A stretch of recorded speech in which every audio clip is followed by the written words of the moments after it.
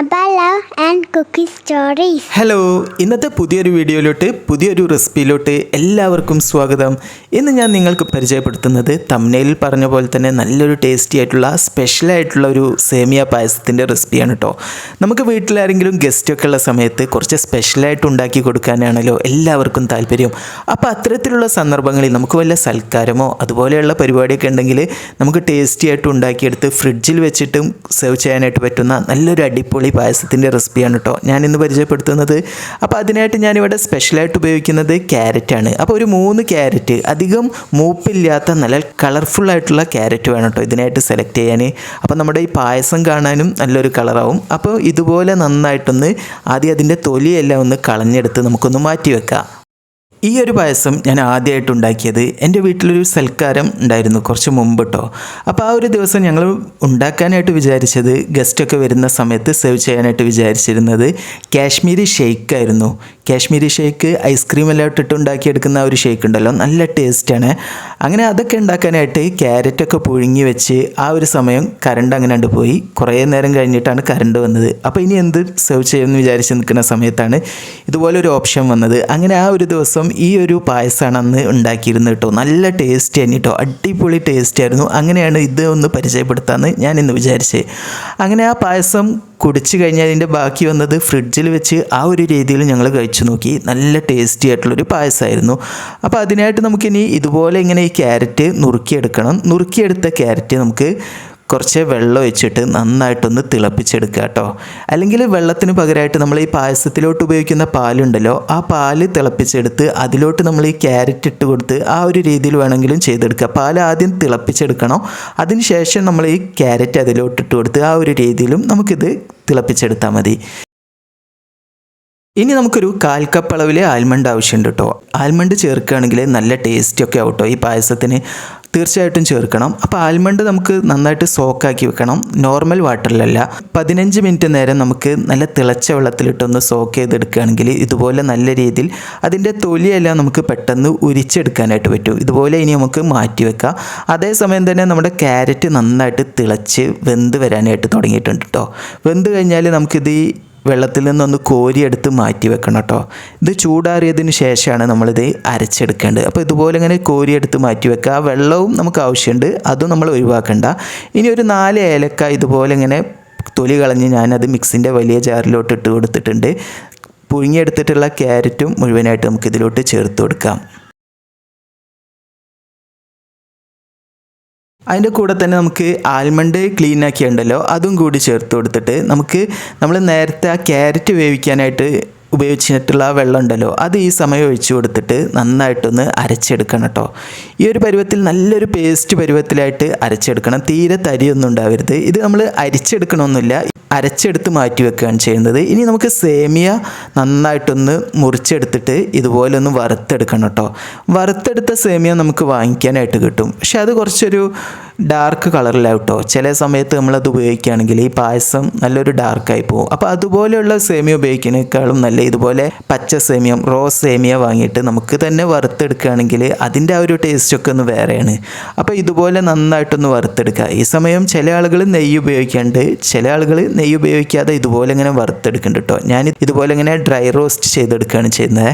അപ്പോൾ ഇതുപോലെ ചെയ്തെടുത്ത് നല്ലൊരു ലൈറ്റ് ഗോൾഡൻ കളറിലായി കിട്ടുന്നത് വരെ നമുക്കിതിനെ വറുത്തെടുത്ത് മാറ്റി വെക്കണം കേട്ടോ.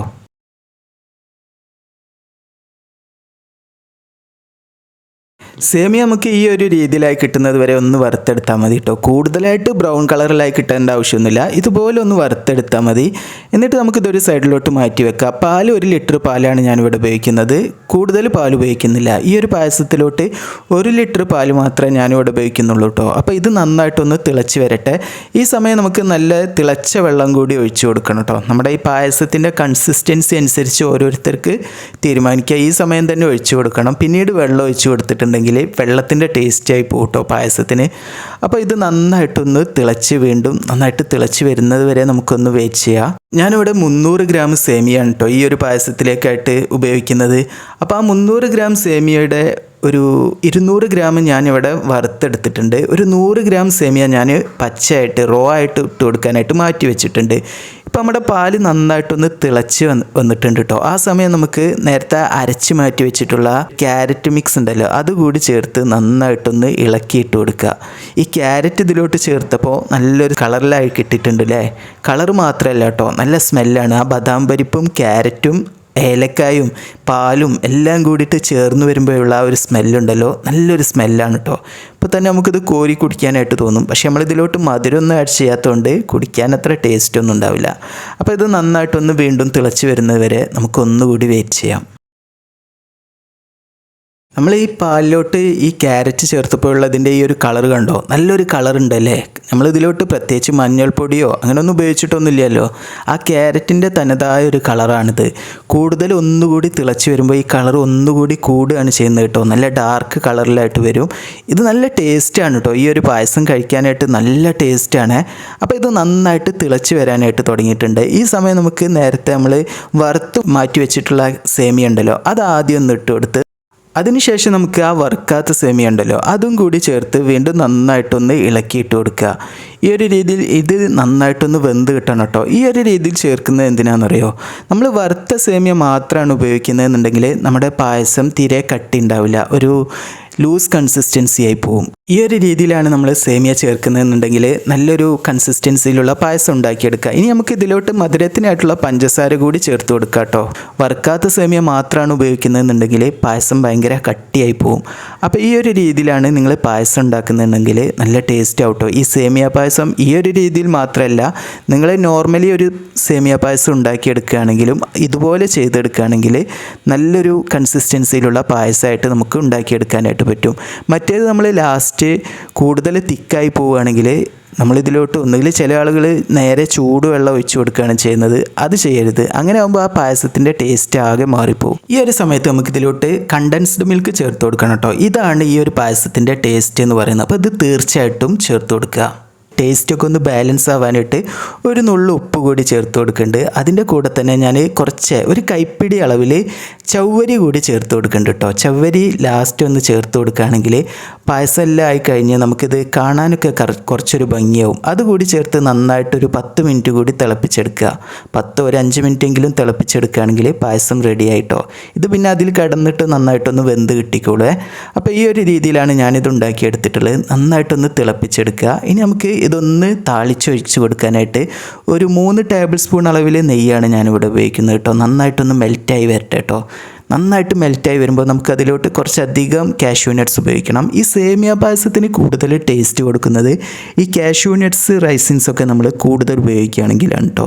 അപ്പം ഞാൻ നേരത്തെ തന്നെ ഇതിലോട്ട് ആൽമണ്ട് ഉപയോഗിച്ചിട്ടുണ്ട്. ആൽമണ്ട് ചില ആളുകൾ ഇതുപോലെ ഇങ്ങനെ ഫ്രൈ ആക്കി എടുത്ത് ഇട്ട് കൊടുക്കുന്നുണ്ട്. അതുപോലെ ചെയ്തെടുക്കുകയാണെങ്കിൽ നമുക്ക് അത്ര കണ്ട് ടേസ്റ്റ് ഉണ്ടാവില്ല. ഇതിൽ കാണിച്ചതുപോലെ ആൽമണ്ട് നന്നായിട്ടൊന്ന് കുതിർത്തെടുത്ത് അതുപോലെ പായസം ഉണ്ടാക്കുകയാണെങ്കിൽ ആ പായസം കഴിക്കുന്ന സമയത്ത് നല്ല ടേസ്റ്റി ആയിരിക്കും കേട്ടോ. അപ്പോൾ ഇനി നമുക്ക് ഇതിലോട്ട് ഈ ഫ്രൈ ആക്കി എടുത്തിട്ടുള്ള ഇതെല്ലാം കൂടി ചേർത്ത് നന്നായിട്ടൊന്ന് മിക്സ് ആക്കി എടുക്കാം. നല്ല ടേസ്റ്റി ആയിട്ടുള്ള പായസമാണ്. പിന്നെ മധുരം ഞാനിവിടെ വളരെ കുറച്ചാണ് ഉപയോഗിക്കുന്നത്.